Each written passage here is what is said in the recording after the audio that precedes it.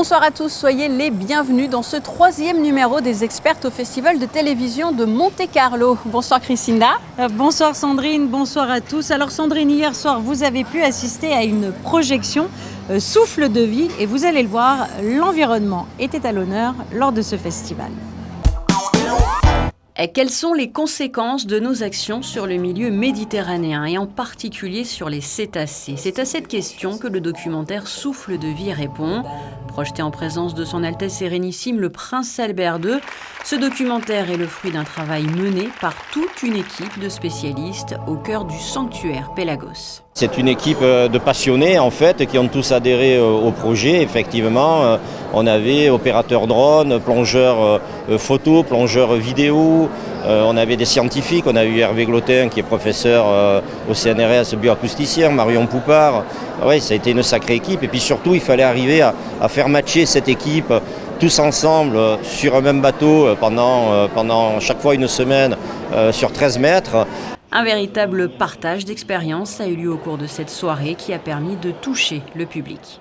C'est un excellent film et qui servira à sensibiliser au maximum les gens, quoi, parce que c'est vrai qu'il y a beaucoup de travail encore à faire. C'est difficile, hein. Il y aura des progrès à faire, mais c'est très difficile de tout. Que tout aille bien entre ça et tout. Mais ça va venir. Je crois que les gens, ils vont y arriver. J'ai vu de très belles photos sur les baleines, ça m'a permis d'en voir forcément. Et puis j'espère que ça donnera envie à beaucoup de personnes de pouvoir de s'intéresser davantage à la mer, de la protéger. Voilà, il faut espérer que ce sera efficace. Souffle de vie a été porté par l'association monégasque Live Together qui porte bien son nom car l'objectif est justement de montrer comment les humains et les espèces marines peuvent mieux cohabiter.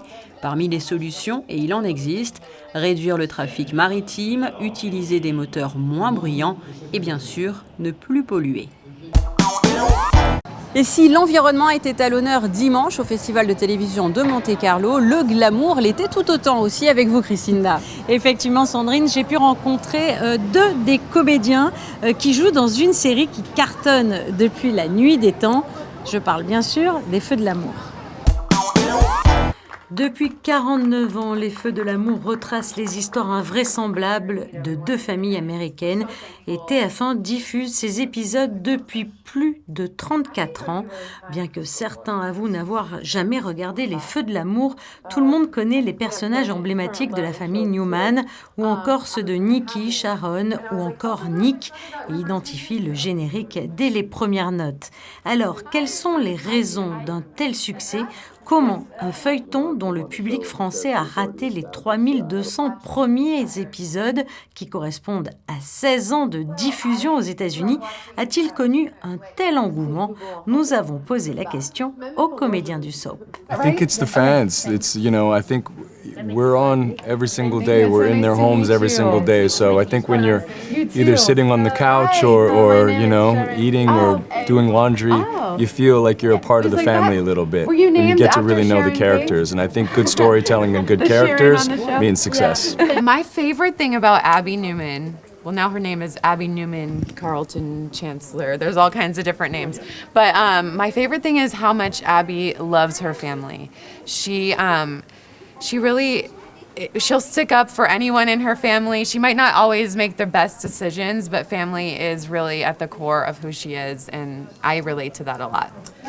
Les personnages, l'intrigue, et en fait on a l'impression un peu de vivre une vie en parallèle. En fait, c'est très et c'est très glamour en fait. Oui. Voilà, il y a de très belles tenues, c'est un mode de vie luxueux, c'est très agréable à regarder en fait. Ça remonte un peu le moral. Ma grand-mère qui est décédée, elle regardait en 91, on était toute petite. Et on regardait en fait, en faisant nos devoirs, on regardait notre grand-mère qui regardait, donc également on écoutait, on voyait. Et du coup, elle adorait en fait, donc ça donnait envie de regarder. Oui, c'est resté. Elle nous a transmis le... Voilà.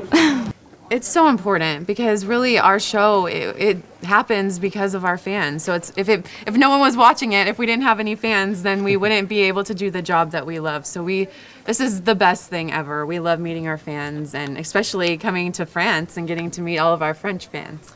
Un soap qui connaît donc un succès planétaire grâce à ses 5 épisodes de 36 minutes par semaine sur TF1, soit plus de 250 par an. Le tournage de la série est une machinerie parfaitement réglée et les feux de l'amour ne sont pas prêts de s'éteindre. Et puis Sandrine, on vous retrouve dans un tout autre registre, un registre qui vous va bien d'ailleurs. Oui, celui de Pékin Express, aventure, sport. Je vous propose que l'on s'inscrive pour l'année prochaine pour représenter Monaco. Alors peut-être davantage pour Monaco Express, en ce qui me concerne, mais effectivement. Voyons ce reportage. Pékin Express.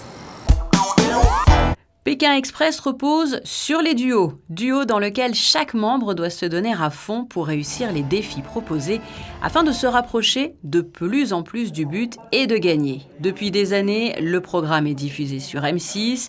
Il rassemble plusieurs millions de téléspectateurs. Il est présenté par Stéphane Rothenberg. Depuis 15 saisons, des anonymes participaient, mais pour la 16e saison qui débutera dès le 6 juillet, le principe évolue. Le duo sera composé d'une personnalité et de l'un de ses proches.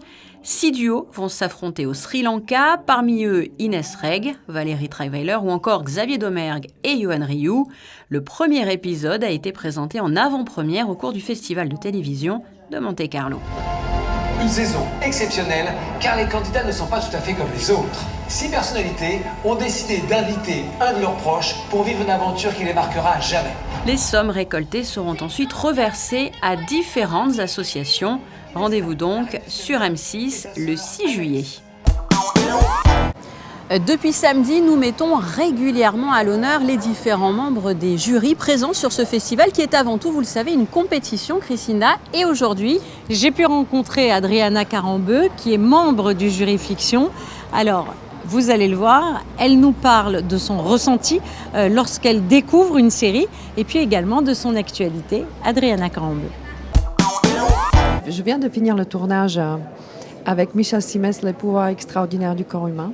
Nous avons tourné du coup 3 émissions qui sont un peu différentes que les autres car on traite l'esprit humain. Et c'est un sujet, c'est un univers qui est très mystérieux encore, mais extrêmement intéressant. Et nous avons vécu des choses incroyables qui ont quand même un peu bouleversé ma façon de penser. Comment ça se passe quand on est membre du jury ? On est sérieux, tous les matins on se réunit dans une salle de visionnage et on juge les films. Pour moi, ce qui est le plus important, après chacun a sa manière de voir et argumenter autour d'une série, parce que dans la salle il y a des producteurs, il y a des acheteurs, il y a des réalisateurs. Chacun a une opinion différente et aussi comment on voit les films, c'est très subjectif. Ce qui est pour moi la chose la plus importante, c'est est-ce que le film m'emporte ? Est-ce que je rentre dans l'écran ? Est-ce que je le vis ? Et une fois je suis sous le bateau, on y va. J'adore, j'ai des frissons quand je parle, parce que c'est aussi rare quand ça match sur beaucoup de fois. C'est tellement un plaisir de voir des acteurs qui sont un bon travail, qui un bon jeu, que c'est vraiment bien. Alors on se dit, c'est qu'est-ce que j'aurais adoré faire pareil. Bon, on peut pas, c'est un rêve, mais bon, c'est magique, j'adore. Peut-être un jour. Ou pas, mais c'est pas grave.